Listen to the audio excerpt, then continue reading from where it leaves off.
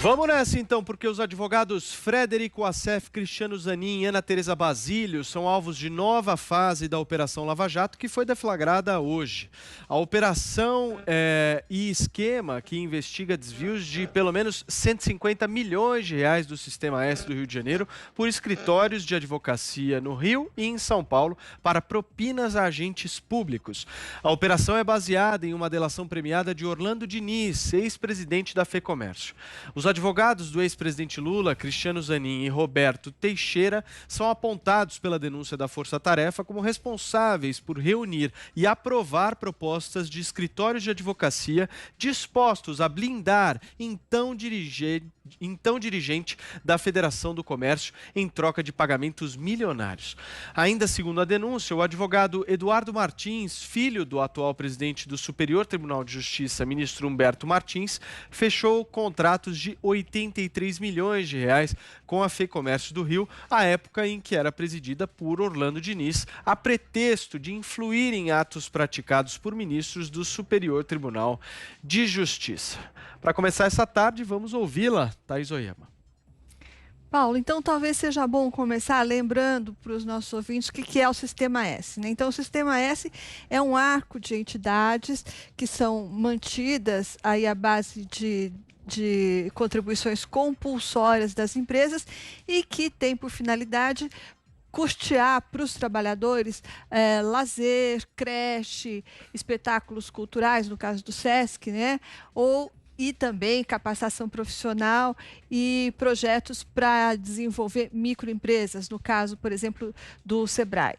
Então, isso é o Sistema S e é isso que está em jogo aí. O Sistema S é também aquele que o ministro da Economia, Paulo Guedes, dizia no começo do governo que ia passar a faca, né? Ele era contra, queria acabar com o Sistema S para desonerar, para reduzir os encargos trabalhistas das empresas. E também ele se aproveitava do fato de que sempre sobre o Sistema S rondou aí a sombra do desvio de dinheiro público. Essa conversa sempre existiu, sempre se falou nisso. Então, era esse um dos argumentos do ministro Paulo Guedes. Falta transparência no Sistema S e ele é alvo de roubalheira.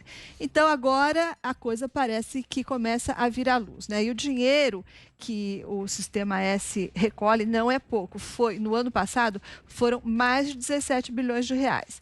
E daí, o Ministério Público, com essa investigação, diz agora que parte desses 17 bilhões de reais, parte desse dinheiro, aliás, boa parte desse dinheiro, foi desviado para o bolso de advogados do eixo Rio-São Paulo, famosos por cobrarem altíssimos honorários, né? Ou seja, o que o MP está dizendo é que tem uma quadrilha que agia para tirar dos trabalhadores pobres para dar para os advogados ricos. Essa que é a ideia. Então, lembrando que advogados são um ótimo jeito de lavar dinheiro, né? Um clássico jeito de lavar dinheiro, embora nunca, que eu me lembre, tenha havido uma operação como essa.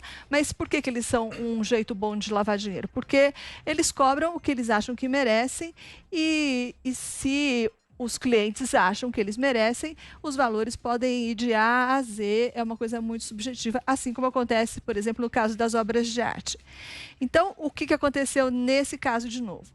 Dirigentes aí do Sistema S, segundo o MP, fechavam contratos milionários com escritórios desses advogados por serviços que quase sempre não eram prestados. Aí, em contrapartida, o que esses dirigentes do Sistema S ganhavam? Eles ganhavam uma certa blindagem aí nas ações na justiça, lembrando que entre os denunciados tem também um filho de um ministro do STJ e também outro filho de um ministro do TCU. Então, segundo o Ministério Público, esses dirigentes do Sistema S ganhavam blindagem na justiça e também embolsavam uma parte do dinheiro desviado, em espécie, segundo dinheiro vivo, segundo o Ministério Público, né? E daí o que dizem os acusados? Por enquanto não dizem nada, dos poucos que se manifestaram foi o Cristiano Zanin, que é advogado do ex-presidente Lula. Ele diz que isso aí é uma perseguição do juiz Marcelo Bretas a advogados que foram contrários à Lava Jato e que isso foi motivado principalmente pelos últimos golpes que a Força Tarefa sofreu nesses últimos dias. Daí eu diria que pode ser, claro, mas contra a tese do advogado Zanin tem duas coisas desfavoráveis, que Uma que não dá para dizer que essa operação começou hoje, né? Que o juiz ou o MP sacou da cartola essa série de denúncias contra os advogados que falaram mal da Lava Jato. Não. Essa operação ela é derivada de outra operação que começou lá em 2018, como uma das consequências da delação do ex-governador Cabral, do Rio de Janeiro. Foi o governador Cabral quem delatou esse Orlando Diniz, o presidente afastado da FEComércio. E o Orlando Diniz, por sua vez, também virou delator e é o principal delator dessa operação que a gente viu hoje aí. E sendo o Orlando Diniz também um dos pilares do esquema, então tudo indica que ele tem farta munição contra os acusados, os senhores advogados. Para terminar, eu só queria dizer que, embora tenha advogado de Lula, advogado de Bolsonaro e advogado de Witzel nessa história, pela peça do juiz Bretas e pelo que disse o Ministério Público, não há, por enquanto, nenhuma relação entre a investigação e esses senhores aí citados. Muito bem, vai lá, Constantino. Pois é, Paulo, a Thaís já explicou o básico do esquema, né, daquilo que o MPF chamou de esquadrão jurídico. Agora, a primeira constatação aqui é que o Paulo Guedes tinha razão naquilo, né, que ele denunciava. Tinha que passar e tem que passar a mesma faca no Sistema S, é um absurdo, né, manutenção disso. Metade do orçamento ia para pagar esses advogados. O Orlando Diniz ocupava 3 cargos simultâneos em 2 dessas entidades e na FEComércio, né, e com isso conseguia, inclusive, bypassar o Conselho Fiscal para não aparecer um montante de gasto que entrasse no radar. Né? Então, tudo leva a crer que era um esquema bem articulado de desvio de recurso para esses advogados, né? Na ordem de 150 milhões de reais, e isso tudo é um absurdo. Veja, nós temos que lembrar algumas coisas, né? Recentemente foi aprovado aí um projeto de lei que permite a contratação de departamento jurídico sem licitação. Vamos lembrar que o presidente Bolsonaro vetou isso e o veto foi derrubado no Congresso. Então, os advogados são, via de regra, né, um caminho natural para os corruptos tornarem-se cúmplices nos esquemas, porque a Thaís já falou que é fácil lavar dinheiro. Além disso, o advogado, por óbvio, goza de várias salvaguardas, que tem que ter mesmo, né, até certo limite, para proteger a profissão. Por exemplo, não podemos imaginar um advogado delatando o seu cliente, é uma coisa confusa. Você tem ali o sigilo do cliente, assim como o jornalista tem da fonte. Ao mesmo tempo, obviamente, quando algum jornalista passa a ser um receptor de material roubado e divulgá-lo sem perícia, em doses homeopáticas para fazer politicagem, isso aí acende luz amarela de que ele está atuando mais como cúmplice do crime do que como jornalista que recebeu o material. Mas isso é um debate delicado justamente por isso, porque certas categorias e profissões, pela sua peculiaridade, acabam blindadas, protegidas. Então basta pensar num advogado de um traficante. Ele entra, a OAB vive em cima para proteger qualquer coisa que tenha, que vá contra ele com um celular, então ele acaba virando, inclusive, até mula, né? Leva recado, leva material, né? Equipamento para os seus clientes, então não é mais cliente, né? A gente tem que lembrar disso. Uma coisa é o cliente, a relação cliente-advogado, outra coisa é o ato de cumplicidade. Por exemplo, um advogado não pode receber um recurso sem fonte, sem origem, e isso é contra a lei. Então, é uma linha tênue, uma região cinzenta, e claramente aí esses advogados que cobram uma fortuna, né, desses clientes, são os mais ricos e poderosos do país, né? O caso mais emblemático é o do Lula, né? Então isso aí, obviamente, acende uma luz e deveríamos refletir até onde vão essas salvaguardas e onde começa aí um trabalho de cumplicidade entre esses advogados e os bandidos, né?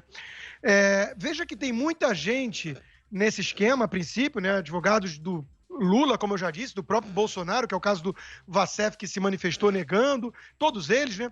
E também o presidente da OAB, né? O Santa Cruz, que é ligado ao PT também, teria recebido, segundo a delação do Orlando Diniz, ali 120 mil reais em espécie por meio de uma triangulação de um escritório que seria laranja, que não teria prestado serviço algum e tudo mais, e era propina para ele. Ou seja, nós precisamos, com base nisso, né, nesse caso, primeiro, defender a ideia de que a Lava Jato continua viva e operante, apesar de tanta pancada que andou levando. Segundo, refletir melhor sobre esse papel dos advogados em relação a esses clientes bandidos, corruptos, poderosos.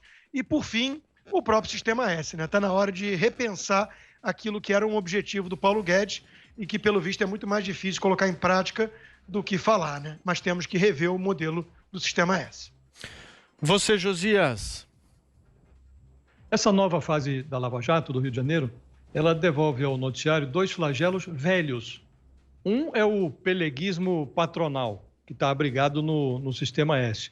E o outro é essa advocacia de fachada. O Sistema S tira o seu sustento das mordidas que dá na folha de pagamento das empresas. E a Força Tarefa do Rio está dizendo que um pedaço dessa caixa registradora, que era administrado pela Federação de Comércio do Rio de Janeiro, foi desviado para montar, entre 2012 e 2018, uma blindagem judicial do então presidente da entidade, que é o empresário Orlando Diniz, que, aliás, é um dos delatores desse esquema. Então, foram à alça de mira dos procuradores mais de 2 dezenas de advogados, e alguns, como já mencionado, vinculados a nomões da política, né? Roberto Teixeira e Cristiano Zanin, que defendem o Lula, Ana Tereza Basílio, que é advogada do Wilson Witzel, o Frederico Wassef, ex-advogado da família Bolsonaro. Esse caso envolve também algo que é muito preocupante, nomes vinculados a ministros dos tribunais de Brasília. Entre eles, Eduardo Felipe Alves Martins, que é filho do recém-empossado presidente do Superior Tribunal de Justiça, o ministro Humberto Martins.